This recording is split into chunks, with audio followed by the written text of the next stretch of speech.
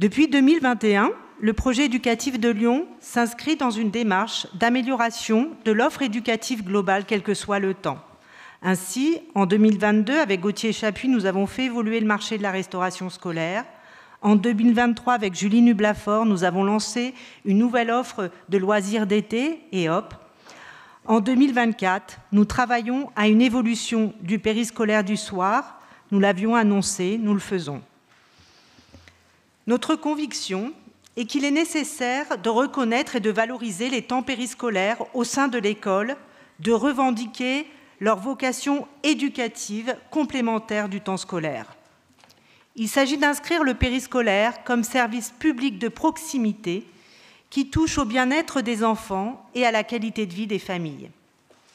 Il s'agit de lutter contre les inégalités scolaires, les inégalités sociales, en permettant à toutes les familles, à tous les enfants d'accéder à des activités éducatives auxquelles certains enfants ne peuvent pas avoir accès autrement que dans ce cadre.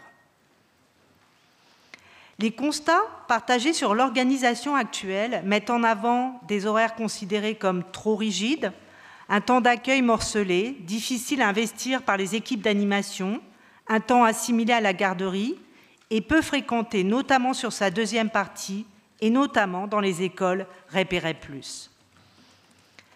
Notre proposition d'évolution du temps périscolaire du soir a été élaborée dans un dialogue permanent avec l'ensemble des acteurs éducatifs sur la base de diagnostics de terrain partagés, impulsés dès la concertation autour du nouveau projet éducatif en 2021 et intensifiés ces derniers mois. Il s'agit d'un travail de fond de l'ensemble de la communauté éducative lors des instances de gouvernance, de pilotage et de l'animation du projet éducatif lyonnais, des conseils d'école, etc. Nous avons travaillé ce nouveau périscolaire du soir comme un temps de transition entre le temps collectif de l'éducation nationale et le temps familial.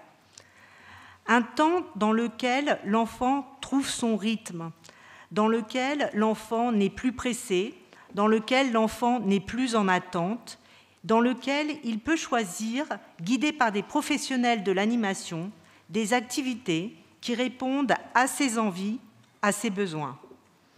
Ainsi, à la rentrée 2024, nous proposerons un temps d'accueil unique de 16h45 à 18h30. L'amplitude horaire globale reste inchangée, mais avec la possibilité d'un départ échelonné pour répondre aux besoins de souplesse et de s'adapter à la diversité des organisations familiales. Il s'agit d'une forte demande des familles sur la possibilité de pouvoir venir chercher leurs enfants de façon moins rigide. Une seule large séquence pour les activités permettant une meilleure écoute des besoins de l'enfant, avec ritualisation d'un vrai temps de décompression autour du goûter, suivi d'un temps d'animation qui proposera à l'enfant des activités de découverte, de pratiques culturelles, artistiques, sportives, de jeux, avec les copains, les copines, pour apprendre en s'amusant. Ou alors, un moment pour l'enfant lui-même, dans un espace calme, serein, sécurisant, propice à la détente, où l'enfant pourra se poser, lire, pratiquer des activités plus calmes, réviser ses leçons, en autonomie, ou sous la responsabilité d'un adulte. À partir de 17h45 pour les maternelles et de 18h pour les élémentaires, les parents disposent de 30 à 45 minutes pour venir chercher leur enfant et peuvent ainsi prendre le temps d'échanger avec des animateurs.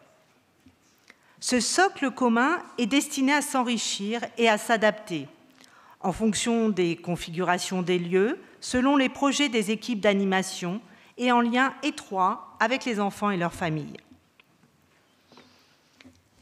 La nouvelle formule des accueils périscolaires du soir a été conçue pour permettre à toutes les familles lyonnaises d'y accéder, quels que soient leurs revenus. Comme aujourd'hui, la tarification restera adaptée aux revenus des familles, calculée en fonction du quotient familial municipal, dans un souci de justice sociale. Les principes en sont finis les 2 tranches horaires et les 2 types de facturation. 2 forfaits annuels seront proposés aux familles, un forfait max qui permettra de profiter au maximum des activités du temps du soir jusqu'à 3 ou 4 jours par semaine, et un forfait mini où les enfants participeront au temps du soir 1 ou 2 jours par semaine, fixés en amont, mais modifiables sur certaines conditions. Priorité a été donnée à la simplicité, à la souplesse et à la lisibilité. Le système des forfaits annuels est déjà connu des parents, actuellement en accueil après la classe et les ateliers du mercredi matin. La famille sait ce qu'elle paiera sur l'année dès le mois de septembre. Le montant de la participation des familles sera très attractif. Les tarifs seront volontairement très accessibles, avec une attention particulière portée aux familles modestes, tranches 1 et 2 du quotient familial municipal, qui représente 50% des familles d'enfants scolarisés, pour lequel un bouclier tarifaire est mis en place.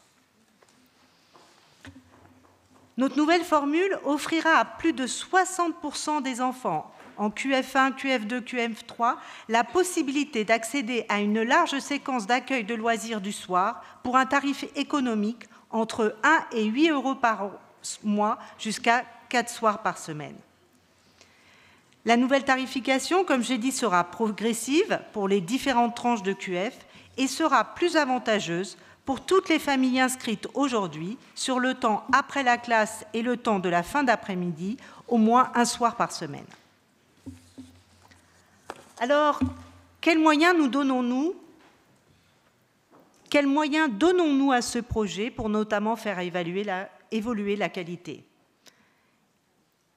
La professionnalisation et la déprécarisation de la filière animation avec la création de 77 postes d'animateurs permanents dans les ALAE municipaux, ce que vous avez voté aujourd'hui. L'augmentation du temps de travail des animateurs municipaux à compter de septembre 2024. L'augmentation des moyens dédiés à l'accueil des enfants en situation de handicap, le développement de la formation sur le handicap, sur l'éducation dehors, sur le jeu libre. Nous allons enrichir nos contenus pédagogiques. Par le biais de la programmation périscolaire, nous augmentons les enveloppes consacrées aux projets d'initiative locale sur le temps périscolaire et nous l'ouvrons au périscolaire associatif. Nous allons doubler le volume d'activités des chèques, par exemple. Mais c'est également le soutien au secteur associatif pour tenir compte de l'augmentation de la masse salariale. Il s'agit du rebasage défendu par Julie Nublafort ces derniers mois. Nous réfléchissons également à l'intervention d'associations sportives ou culturelles pendant ce temps périscolaire. Cette idée est apparue lors d'échanges que j'ai eus avec les groupes politiques. Ce nouveau périscolaire du soir s'articule autour d'une démarche de professionnalisation de la filière animation et d'une action forte en matière d'inclusion des enfants en situation de handicap dans les accueils périscolaires. Pour conclure mon intervention, ce projet a pour objectif plus de qualité, plus de justice sociale, accueillir le plus grand nombre d'enfants possible, plus de souplesse, plus de fréquentation, plus de coéducation via la relation famille-animateur périscolaire notamment. Le projet PEPS, sa future dénomination, loin d'être figé, constitue le socle commun porté par la ville et ses partenaires. Il se nourrira au fil du temps des retours d'expérience, de l'engagement en proximité de toute la communauté éducative, en lien permanent avec les familles et les enfants, premiers acteurs du projet. Je vous remercie de votre attention et vous invite à voter favorablement cette délibération. Merci Madame Léger. Pour le groupe progressiste et républicain, Monsieur Kepenekian, vous avez la parole pour 15 minutes. Merci Monsieur le maire, chers collègues. Merci Madame Léger de cette présentation. À vrai dire, quand nous avions échangé, quand je vous avais quitté après plus d'une heure d'échange, que j'avais trouvé pour ma part de grande qualité, et à vous écouter à cet instant, je trouve que vos paroles sont toutes très justes. Reste à mettre en musique. Et il semblerait que ce ne soit pas tout à fait le succès qu'on aurait pu attendre à travers vos propos. Nous avions échangé, j'avais soulevé un certain nombre de questions en disant qu'on allait, puisque vous m'aviez laissé le PowerPoint, qu'on regarderait dans le détail. J'ai moi-même interrogé quelques personnes autour de moi concernées par ce rythme, par ce travail des périscolaires. Et cela m'amène et nous amène maintenant à vous faire quelques remarques. Si rien n'était gravé dans le marbre, vous l'avez dit, on ne l'avait pas plus gravé dans le marbre en amont, et vous venez de dire que ce ne sera pas non plus gravé dans le marbre. Ouais, c'est clair que c'est un dispositif qui mérite d'être retravaillé, enrichi et progresser aussi au rythme de notre propre société. C'est pas le rôle de l'enfant dans notre société, il n'est pas figé, et ça concerne d'ailleurs l'enfant. Longtemps, on a dit qu'on allait remettre l'enfant au centre du dispositif, au centre de l'école, comme on a cru qu'on mettrait le malade au centre de l'hôpital. Bon, c'est des belles paroles, mais c'est plus compliqué à mettre en œuvre. Je sais, et j'ai eu l'occasion de vous le dire très, très clairement, que c'est un sujet touchy, quoi, parce que tout le monde n'est pas au même instant d'accord sur tout.